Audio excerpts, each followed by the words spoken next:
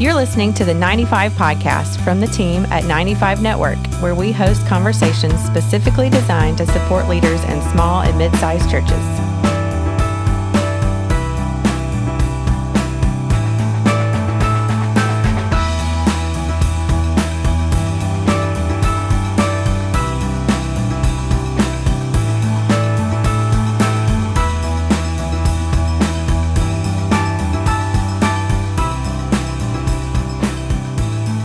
Hey everybody, welcome back to the 95 podcast. This is Dale Sellers, Executive Director at 95 Network, and also Joseph Bennett, who is a 95 Network podcaster.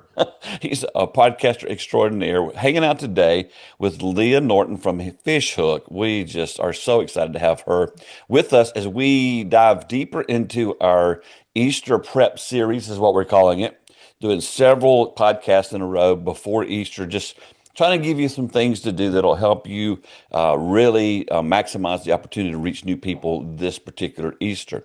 Before we dive into all that, though, let's take a moment and get to know Leah a little bit. Leah, how are you doing? I'm great. Great to be here with you guys. Thanks Oh, for the invitation. we love you guys at Fishhook. You've been on lots of podcasts over the years. If you would kind of tell everybody that your story, and then we want to jump from that to the Fishhook story, and then we'll kind of Sure. go to where we're going today. Sure thing. Well, I'm Leah Norton, as you said, and God's been so good to me. Been here at Fishhook for going on 21 years this year, and managing partner. Get to lead with our team. I mean, it's such a shared group, and so personally, I'm married to Brian, and we live on the northeast side of Indianapolis. We have two daughters who are young adults now, and so a huge joy for us is cheering them on, and and seeing what God has for them. So that's great fun, and then I've poured just a lot of heart and soul into the Fishhook team, and Mhm. so. God has been so good. Evan McBroom was our founder, and I was partnered up with him for many years, and now lead with and own the company with Shayla Kenworthy and Amy Cottle. Sean Jones has been with us for 15 years. I mean, there's just, it's a great, great team. Um, and God has opened the doors for us to support churches of all shapes and sizes all over. And our calling is to look to partner up with these churches. What is their distinct story? Who God has put each church into a unique community and setting and context, and we come alongside as a creative communications agency Mhm. to help them tell their story and connect with their community. And so we're all about helping churches reach more people and helping them journey with the Lord, grow with the Lord, and using the communication and marketing tools of today to do that. And You've been so, with this for so long, over 20 years. Is uh, there any story of a church that just jumps out in your mind as you think mm, back? Man, we came along beside this church and maybe they weren't doing as good as they could at communicating, but they really took to heart what you shared and mhm. they are doing well now. Is any of them that just kind of, just pop in your head? Gosh, great question. You know what? Oh man, the churches we get to partner with, one thing that sets, I mean, they love the Lord so much, Hmm. but their hearts are, I mean, I feel like just a common characteristic of many of the pastors and communications teams that we get to partner with is they're just humble, prayerful, open, curious, always looking like where is the Lord at work, Hmm. and um how can they lean into that and then stretch their people with communications and marketing. I mean, it was my first client. A church that stands out is on the far west side of Indianapolis, Kingsway Christian Church, and um, I didn't anticipate talking about them with you today, but over the years, they've been so diligent to lean into their story, their branding, their communications tools to point people to Jesus. And so we've gotten the chance to partner with them ongoing for 20 plus years. we still work with them today. And it's just been really cool to see their faithfulness Hmm. and continued humility and growth in every season. And it's an evolution. I mean, Hmm. that's the encouraging word. No one has fully arrived. It's what stands out to me about them is it's just a continual prayerful posture to keep growing with their people, to serve and to communicate and get the word out about the greatest message in the world to share. So that's a church I'll highlight today. There's so many. I mean, Hmm. our churches that we're connected with, the ministries that we're connected with, they just they're the best, and we're always cheering on every church and ministry. We love what our pastors and churches are doing all throughout the nation and world. So Yeah, Leah, that's wonderful. And as you were telling that, one of the things you can just hear your heart and your passion behind mm, wanting to help churches learn to tell their story, helping them discover what their story is.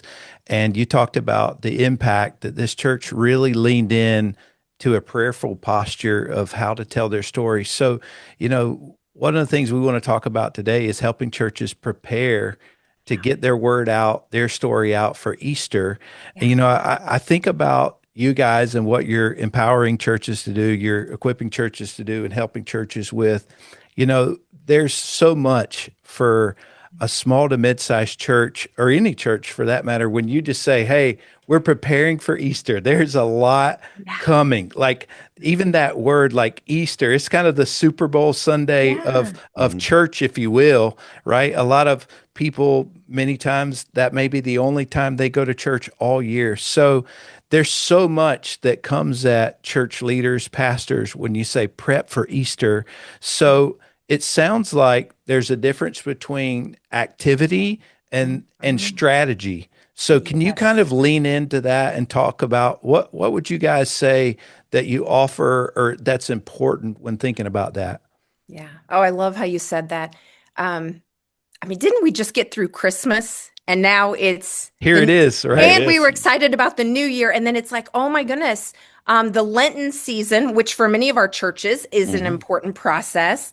The Lenten season and then Easter in early April. I mean, it can really be overwhelming. And our pastors, especially in some smaller settings, um, I know it's so easy for them to jump to, gosh, there is a long list of things to get done, starting with a sermon or planning worship services, maybe throughout the whole, again, Lenten season, Hmm. then leading up to Good Friday, Holy Week, Good Friday, Easter.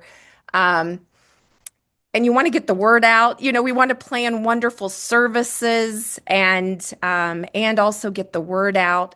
Plus, have great hospitality and donuts and kids programming and all kinds of things. And what about the next steps afterwards? And Hmm. so there's just so many things. We often encourage like let's pause. Let's literally like I almost feel like the enemy wants to like just take us to our to-do list Yeah. and discourage. Mm. And it's like we often say, let's take a step back. Let's let's pause on all of that activity. That at some point we'll need to get to some of those things, but let's pause, let's pray. Let's ask some really intentional questions so that we can think about our Easter planning with great intention and meaning.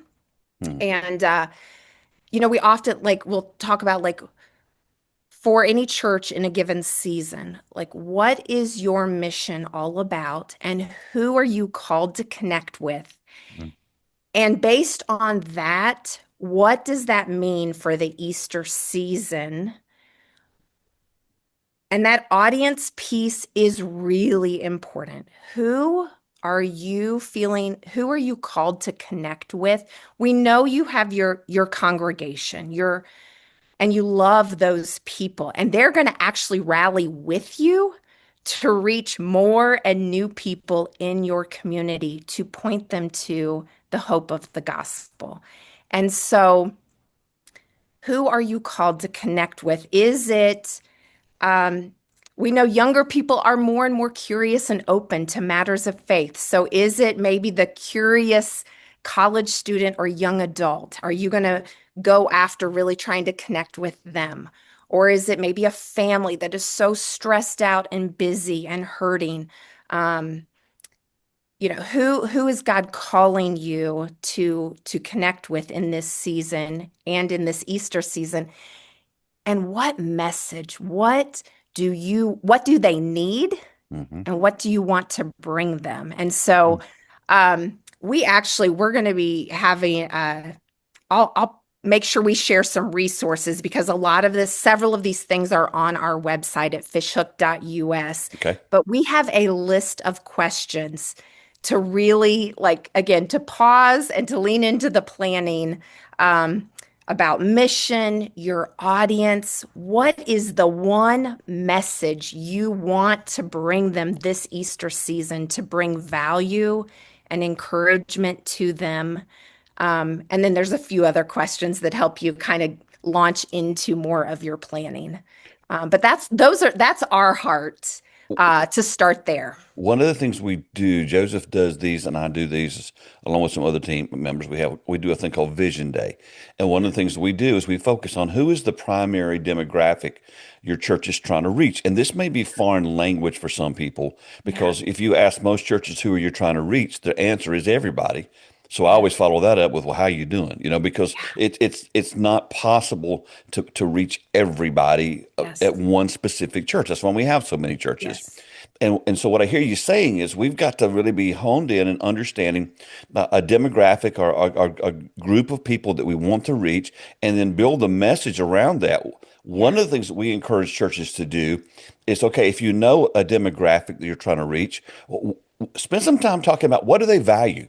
Yes. Not what, in the church world, we typically go, what do we want them to value?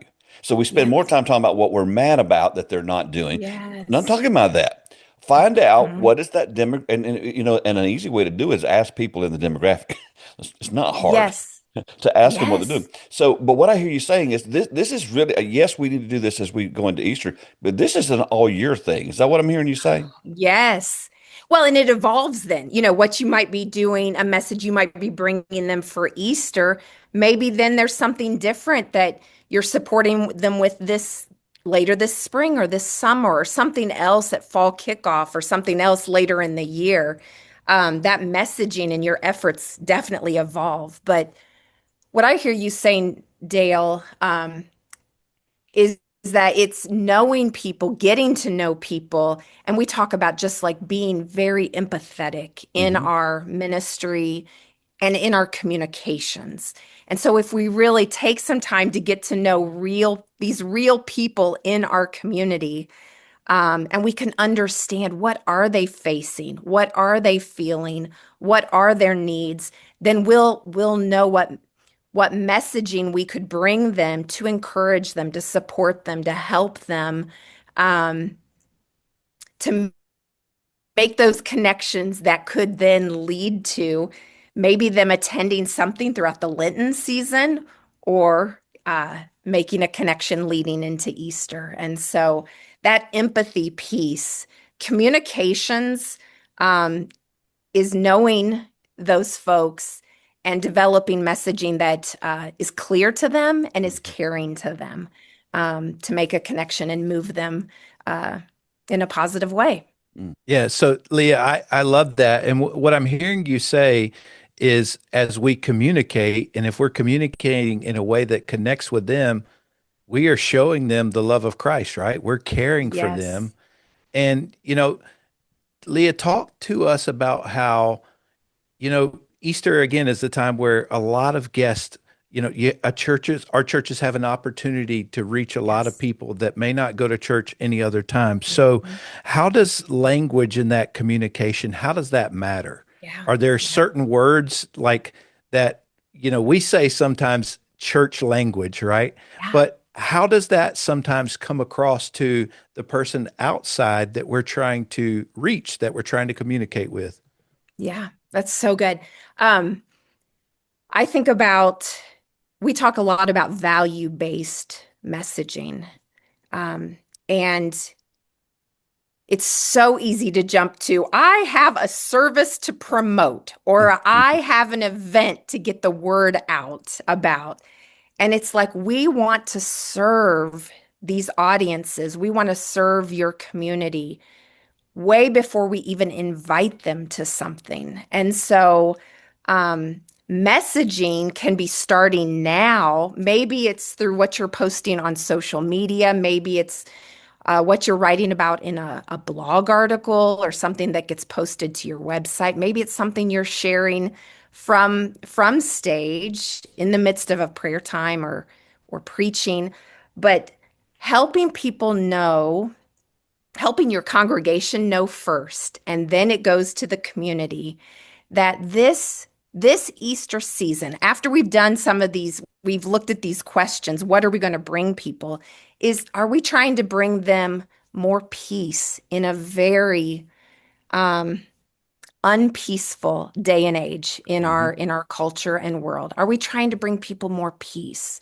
Or maybe they need hope, or maybe they need community, or maybe they're curious and have big questions about faith, and we want to give them a safe place to come and ask those questions. Whatever it might be that you're trying to bring to your audience, talking about that with your congregation, with other staff, your leaders, your volunteers, and then all of you can bring that to your community as you engage with family, friends, neighbors, and it becomes, oh, if your focus is on peace and helping people have more peace in this Easter season, that can become your talking points with your leaders, with other staff, your congregation, and you bring that to your community. And we know that peace is found in Jesus, and we're going to get people there very quickly in conversation and as they engage with our churches and services. But they may first need to just be seen because they may be really struggling and not feeling much peace. And so we want to bring that to them first with encouraging words and caring words. Yeah. So I think it's amazing that we have the opportunity to get the word out and share the word or share a message, communicate with them, all of that. And as you said, we've got to be crystal clear, like super Yeah. crystal clear. So Yes. I kind of want to just double click on that for a second, Leah, if you will, Yeah. with you. Just can you get like super practical on that? Like as our churches, our pastors are listening, how can they like make sure their message is super clear on their website or on social media or Yes. any other method, even from the stage Even in about, print. Yeah. yeah, Yes. Yes. In all these, I mean, all these places, online, in person, in small conversations from a stage or the pulpit. It's so powerful if the messaging is really consistent. Um, I think it's very easy to jump to what we want people to do. Come to this event, come to this service.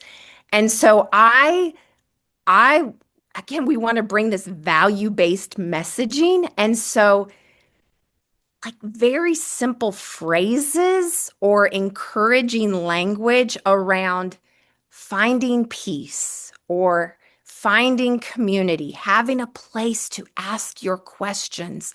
Um, like it can be simple words or phrases, and it's around like what you as a church are really embracing and what you want to bring to people, what you hope for their lives. And it's around what these feelings, these beliefs, because people are looking for connection, authenticity, care, community, peace, hope, all of these things. And so, I mean, to lean into what you want people to feel, um, and then we'll get to the doing, and that can, Mhm. that can come, and then it's a simpler invitation. It's like, okay, we're working on finding peace together or finding genuine community together.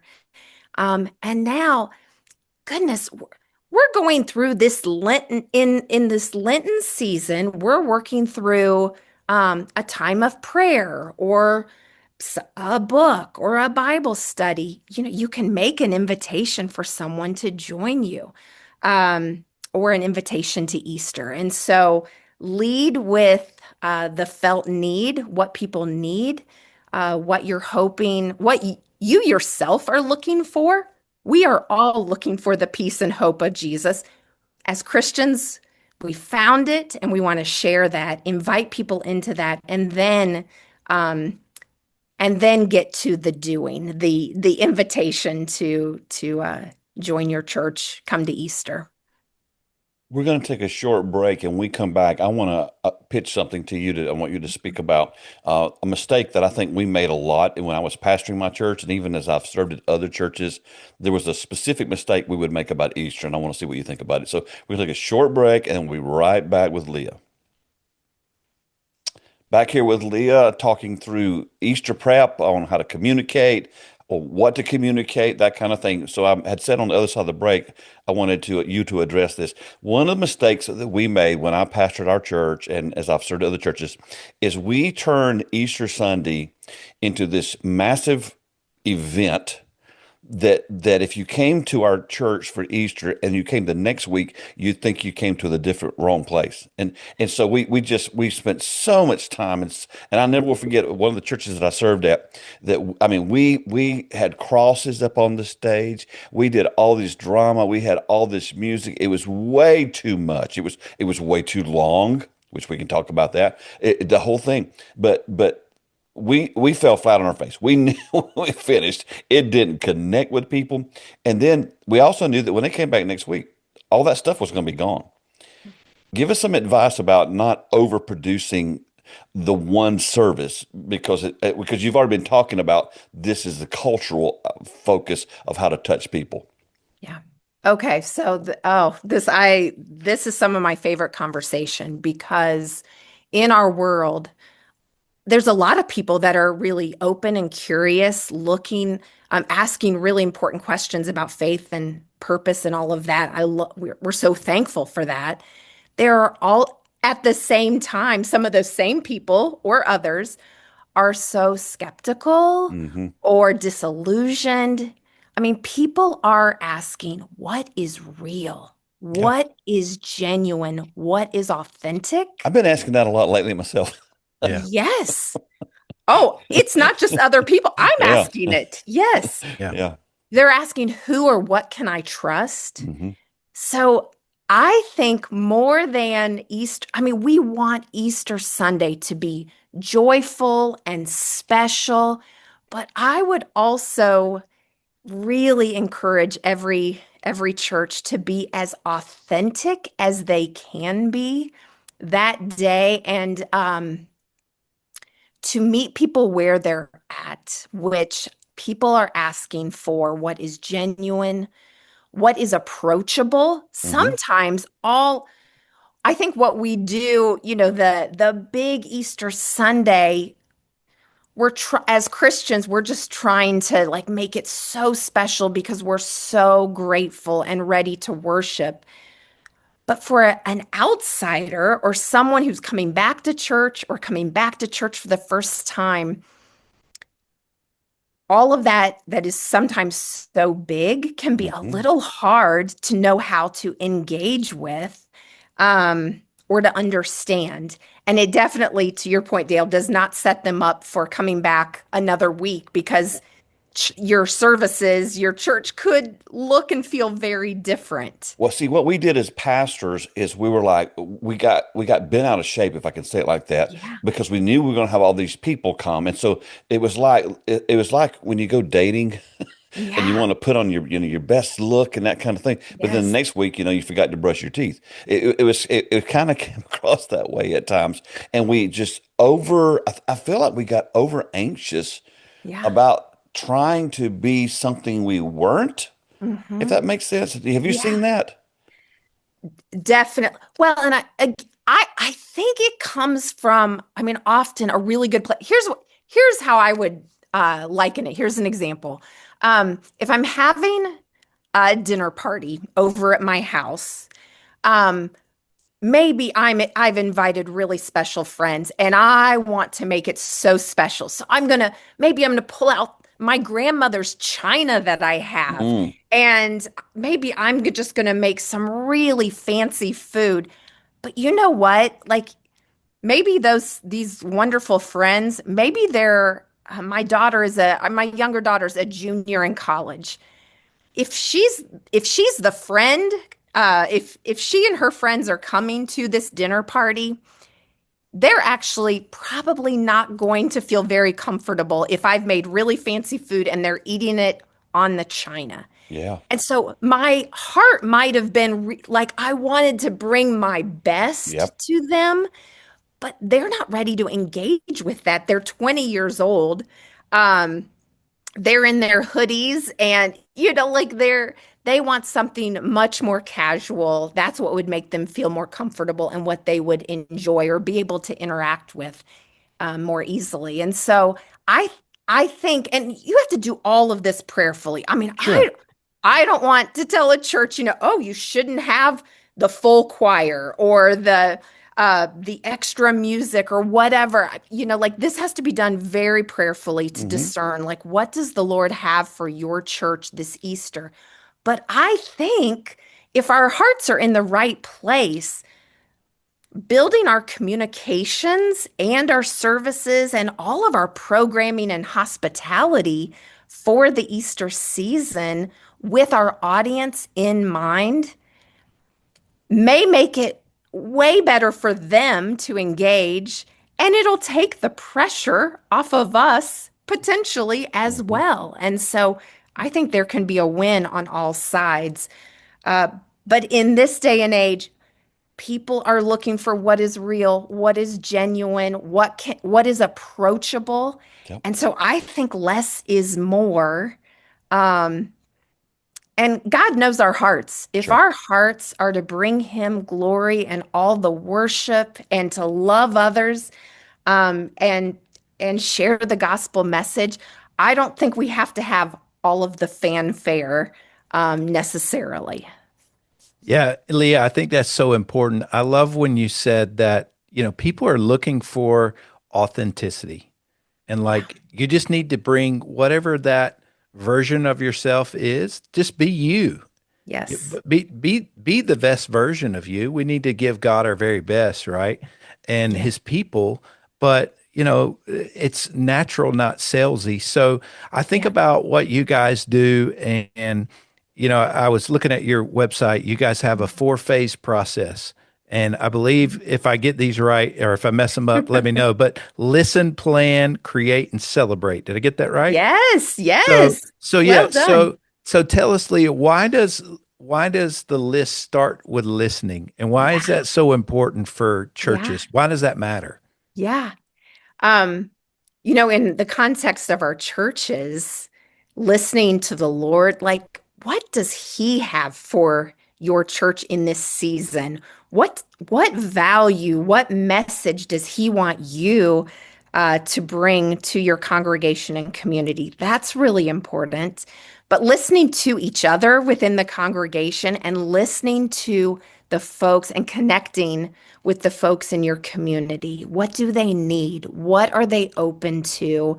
Not that we don't want to water down the gospel message, but to just be as tuned in to their needs and what they would be open to so that we can meet them where they're at and make wonderful connections.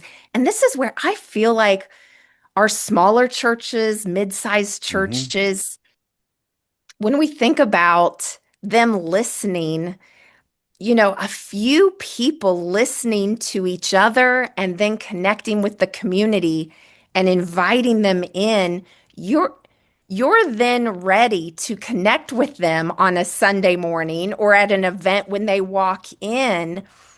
In a larger church, new folks from the community can get lost really easily. Hmm. No one means to not welcome and engage with a new person, but in a smaller context, man, to be out there with coffee and a donut and to just be so genuine to connect with people, whether it's Easter Sunday or another day, another service, or another event. That listening piece and then being ready to connect is just really a gift. Yeah, so I love that. And let's play this out for a second Yeah, if we can. sure. So we've listened to the people in our community, we've listened to God's voice and all of Yeah, that. And next you guys talk about plan, create, celebrate. So yeah. just kind of, I know it's like there's a lot Oh, to yeah, that, but can you kind of walk us through like what sure. would that look like after we've listened? Yes, yes. Okay, so we've talked about, yeah, the questions that you're going to ask, you've listened, the questions that you're going to ask to start that planning process. And then we know there are services and events to plan for, sermons to write, worship services to build, all of that. From a communications and marketing standpoint, moving into um, the creating stage. I mean, it's you're planning and then you're creating kind of go. So I'm like kind of mentioning what you'll work through at the planning stage, and then it would go into the creation stage. But I mean, you're going to want to have uh, the messaging that we've talked about, and to be using that consistently with all of your audience, staff, leaders, volunteers, congregation, and then into the community. And so what is this messaging, the value-based messaging, the invitational language that you want to use going into the Easter season to have that written and approved again, so that you're using that in very consistent ways. And then if there's an opportunity to add, visuals can be so compelling. And so there can be great resources, whether someone is helping you design that in your church. Maybe you're jumping into Canva. That's a great tool, or there's other places to download some great visuals to support your messaging for the Easter season, but to have that creative to use so that all of your communications and promotions in the Easter season look professional and consistent. That's really good. We talk a lot, like people are online. And so we know that when we go to promote Easter, we want to have on your website either clear Easter information, either from your home page, or maybe it's a separate landing page, so that the clarity is so helpful if people know what you're offering leading up to Easter. And again, there may be like a Lenten series, there may be Easter events. Maybe you're doing an Easter egg hunt for your community and you want to get the word out, or a prayer time, or a Good Friday service, or whatever that looks like for you. You want to have one place where everything is listed so that people can see at a glance what all you're doing in this Lenten Easter season. And then, of course, helping them know what to expect on Easter Sunday or Easter weekend. Where can are their kids invited? What should they wear? Where can they park? And just to help people understand what to expect as they visit. Yeah, because I think that's so important, Leah, because people are coming. They Yes, have questions. And I yes, think that we as church leaders, we need to go ahead and communicate with clarity. As you yeah, said, one of the things, a phrase I love is clarity is kindness. So you want to yes, communicate with clarity, answer those questions before they've even really asked them, before they come. yes, Because they're thinking, well, what do I do with my kids? yeah, Where do I park my car? What door do I come in? All yeah. of those kind of things. Anticipate Where their are needs. Yeah, where are Yeah. things located? All of that. And I love the last thing that you have here, which is celebrate. Mm, And I want you to talk about it a little bit, but I want you to I want to kind of share this with you and our listeners. One of the things that I experienced with some church staff before was, we had Easter. We did all the things. We listened, we planned, we created all of that, and with that comes a lot of work sometimes. yeah. And I'll never forget one staff member. after Easter, it was like, how was the service today? How did everything go? And the staff member said, just let out a big sigh and said, "Oh, we survived Easter." Wow. And I was so taken back by that. I was like, man, I really hope that that's not how many of our church leaders feel. But I would almost bet that there's a reality that there are a lot of church leaders that are going, "Whew, man, I survived Easter and here it comes again." Hmm. There's this huge weight. So how do Yeah. we help them celebrate, Leah? Yeah. Oh, that's so good. Well, I pray that I would rather our ministry folks do less, but with their whole heart, Yep. than do more and just be so worn out. Because from a communications and marketing standpoint, we can get really intentional with the efforts and the tactics. And oftentimes doing less is better. And so if less is done with great intentionality. So, um, celebrating, I think one of the questions that is on this list it's 5 or 6 questions to ask on the front end of your Easter planning is what will success look like? Mm. And so if you have that conversation up front, and it's not just about attendance, it's about maybe it's about how you're communicating the whole Lenten season leading Yep. up to Easter, or maybe celebrating is how you're getting your volunteers, your leaders, your congregation to help you, how you're all working together to make invitations with family, friends, neighbors, coworkers. That would be a huge piece to celebrate. Maybe there's some stories that you hear along the way that you bring before the full congregation about, how maybe it's about how one of your high school students invited their coach, or how a college student shared their faith and invited someone to Easter that they're on campus with, or whatever it is. Um, Telling those stories along the way could be an incredible way to celebrate how God's at work and stirring in people's hearts through a variety of conversations. And then I think celebrating, I mean, as you're coming out of Easter, those connections made and the next steps that you're pointing people to, this is actually a huge, I mean, you asked about celebrating, but I'll just say um, a huge just goal for me is that we don't just stop with Easter, that we plant seeds and we have additional steps in our planning and process to invite people along. Um, you know, People got here on Easter, but that's not the end goal. I mean, that's wonderful. We celebrate that. But then are we meeting them the next Sunday right back here in the lobby to drink some coffee together? Or are we, inviting them out to lunch? Or is there a sermon series that's kicking off next weekend and we're inviting them back to that? Or whatever it is, what are those next steps? And Yeah, I because mean, the that this celebrating can go on for weeks and months after Easter. that's right. This celebration can continue Mhm. even after Easter. Yeah. It's so Yeah. good.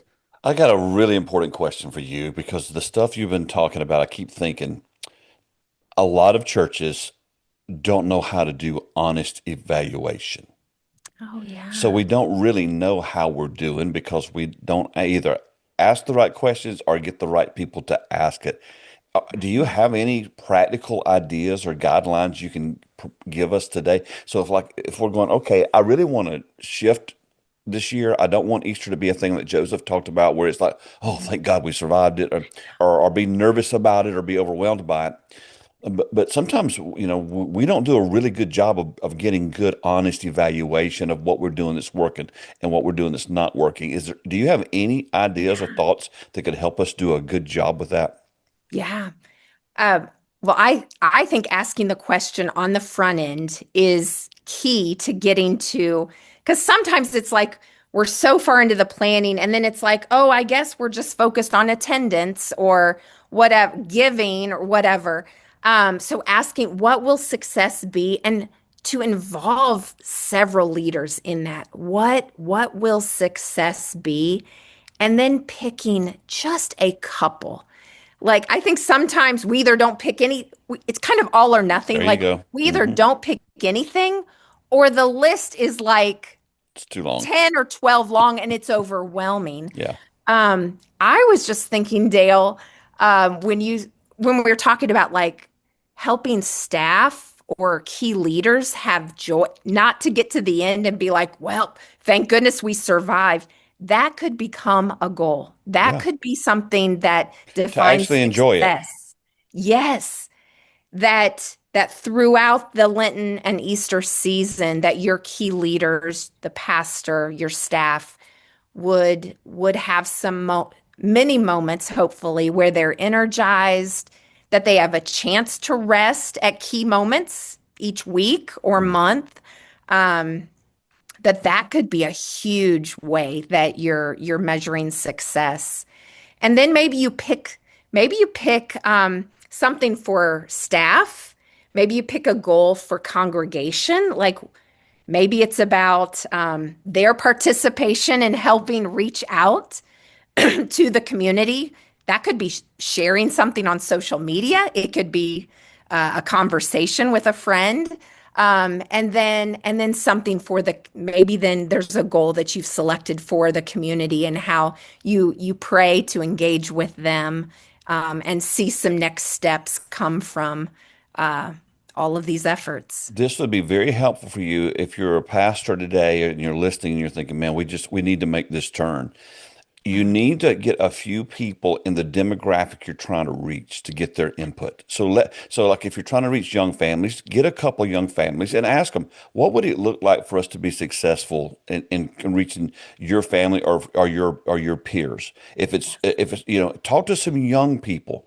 Now, one of the mistakes I think we make in the local church, and this is partly because the average age of a pastor in America is 63. So we're aging away from what I'm about to say, but over my lifetime, it has been normal somewhere between 85 and 95% of all the people who become Christians do it before they're 20. So we need to get feedback from the teenagers, the older children that would have a clue. I'm not saying you have to figure that one out, but the perceptive ones. But get their feedback on what would it be like. Just tell me what it would look like for it to be successful to you. And so get some feedback from the very people or the very demographic you're trying to reach.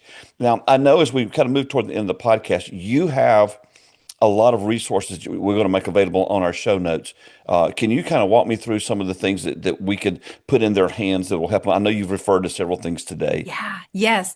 We are this very month, February 2026, going live with several articles on our website, fishhook.us. So some fresh content. If you go to fishhook.us /learn, we're going to have them right there. All kinds of things around how to jump into your planning, communications and marketing efforts. And then we also have a downloadable resource. It's called a timeline for Easter planning and promotion. I'll make sure you guys have that link Please, to yeah. share. Yeah. That's on our website, but that's a downloadable piece that actually walks through several of the steps that I talked about, thinking about mission, audience goals, moving to creative with visuals and messaging, working on promotion, and that whole process that we were talking through. So definitely lots of free resources on our website. Definitely want to get those out to your churches. We'll link those in the show notes as well, for sure. That's Yeah, great. for sure. We'll make sure all that's available.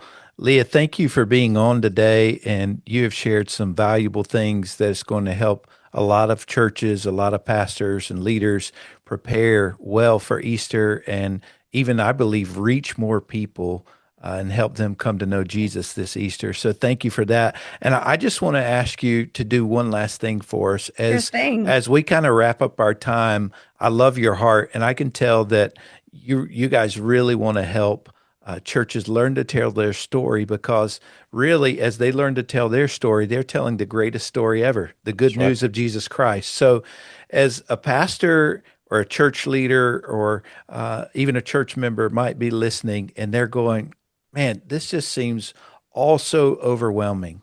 Like we're so far behind. What Yes. what is one encouragement or one thing you might say to them that could just hopefully help them to know that, you know what, they're not too far gone. Yes. Yes. Oh, you know what this, I mean, it's such a wonderful question. Thank you. And I mean, this is how I try to live. So what I'm getting ready to say, I mean, I think we all as humans, we wake up sometimes in the morning and we're overwhelmed or we think we just got to get to work and race ahead and figure things out. I mean, I would just encourage every pastor, and this is how I try to live, rest in the Lord first and foremost. He's leading your church or your ministry. He's leading 95 Network. He's leading Fishhook. So rest in the Lord, be with him first, and then find others to do ministry with, to lead with. That might be other staff members, it might be leaders, volunteers, a close friend, a mentor, an advisor, a counselor. Find, surround yourself with a few people that you can trust and who will help you get. There's times where we all feel stuck or discouraged or weary or we don't know what to do. And so to lead with others, to have encouragement and support is just vital. So those are my thoughts for today. Well, we modeled that here. And so if you're listening now and you're like, man, I don't know where to go, reach out to us. Reach out to Fishhook, reach out to Leah. Yes. These guys, this is why we do what we do. We just had a pastor in Indiana this past week who reached out to me, who had been to one of our conferences 3 years ago. But he has launched a church. He's doing a church plant, and he was in his first year. And he reached out to me, and we talked last week, and he was just like, I don't have anybody. Well, see, if you're listening now, we don't want you to be that way. So you've got to get in community. And what I was able to do is connect this pastor with some folks in that area. And so we will help you get the community you need, but you can't do it alone. You weren't called to do it alone. And just remember, the Lone Ranger had Tonto. So the Lone Ranger wasn't even alone. Mhm. Yes. Leah, thank you so much for taking time to join us today. It's been great. Thank you so much. Appreciate you guys. Thanks for listening to the 95 Podcast. We look forward to sharing another episode with you next week. In the meantime, visit our website at 95network.org. The website is loaded with great resources created for small and mid-sized church leaders. Until next time, have a great week.